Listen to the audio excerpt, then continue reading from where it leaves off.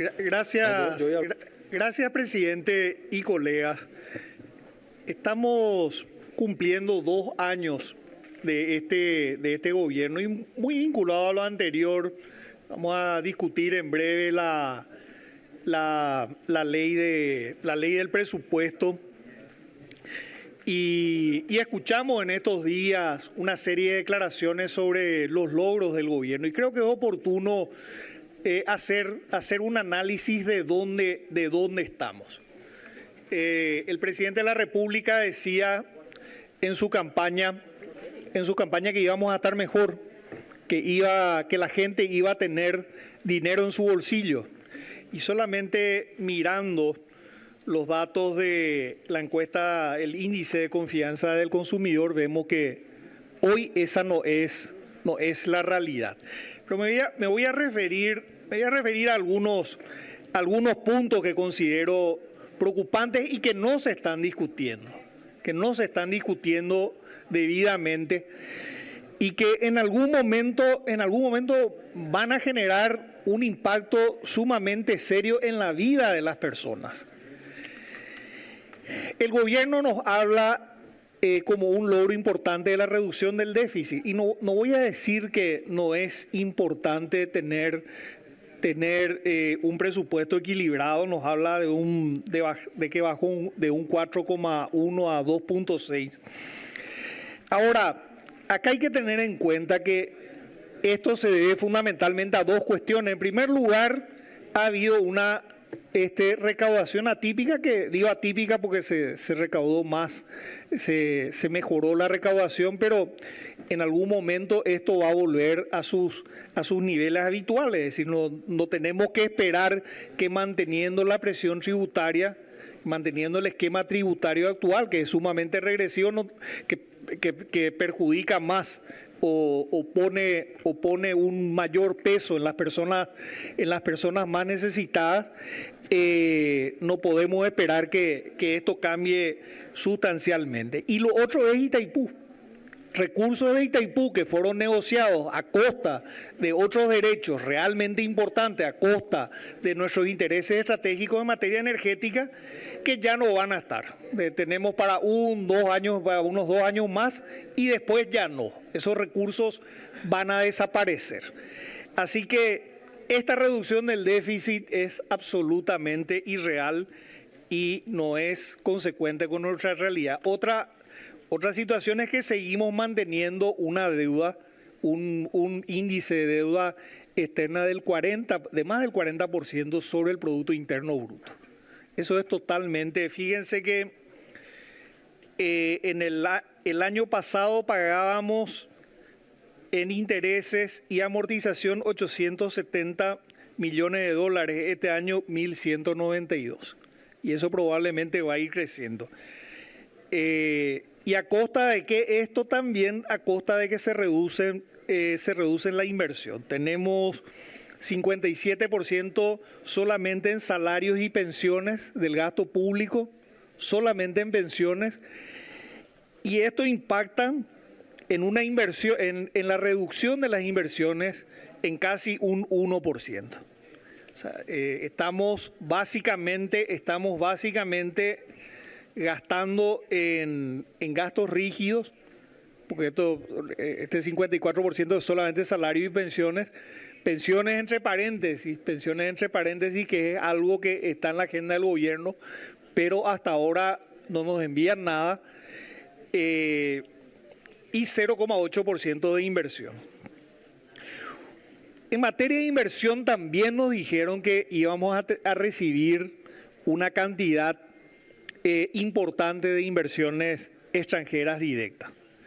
De hecho, el presidente de la República ha hecho 45 viajes, yo tengo contabilizado 45 viajes, capaz que hayan sido más de 100 días fuera del país en estos 2 años, y el discurso es traer inversiones. Ahora, ¿cuál es la realidad? La inversión extranjera directa bajó a 0,9% del PIB.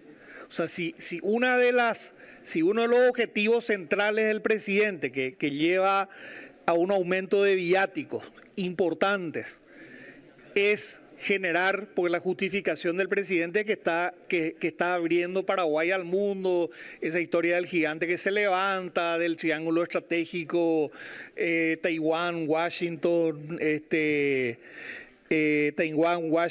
y Jerusalén, en fin, etcétera, etcétera, etcétera.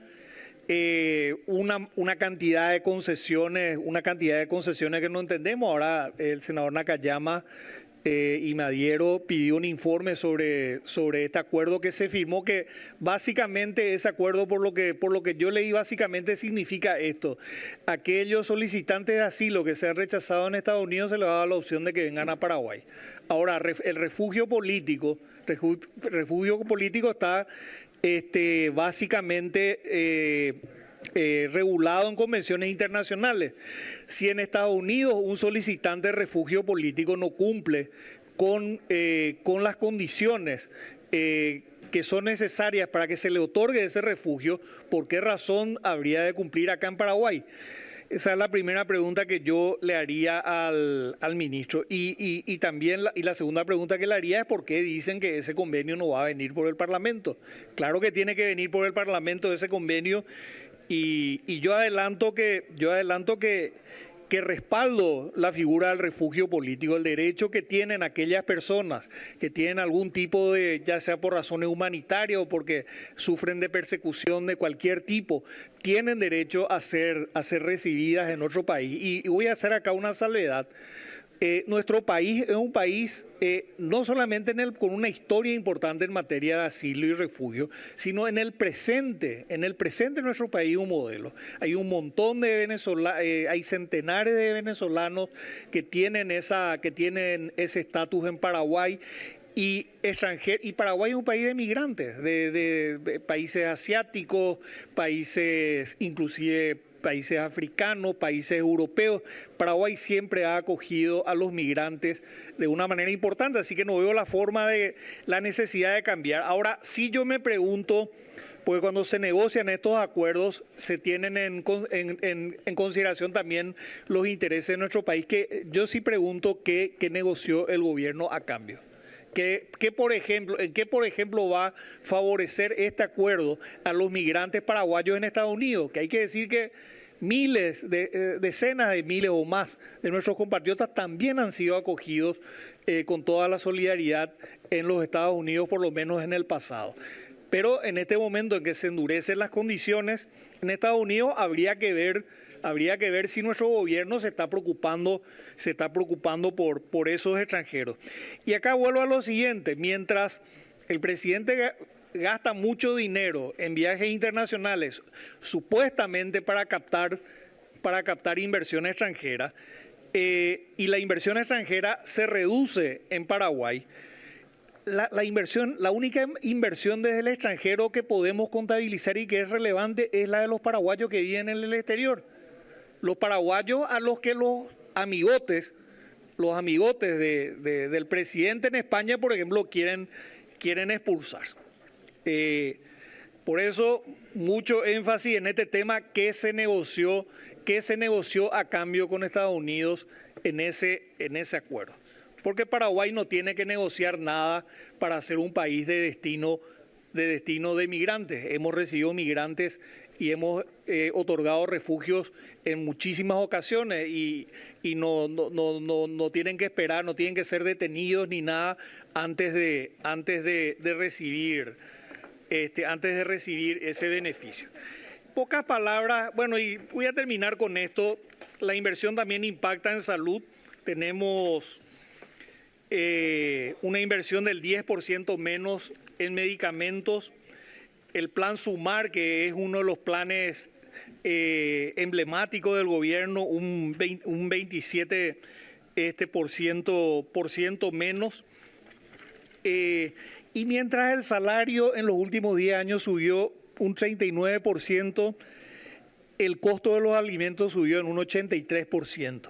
Entonces, no estamos mejor, presidente y colegas, pero más todavía al ministro de Economía, al presidente de la República, gobierno de economistas. Uno esperaría que se preocupen más para que la gente esté mejor y haya bolsillo en la gente.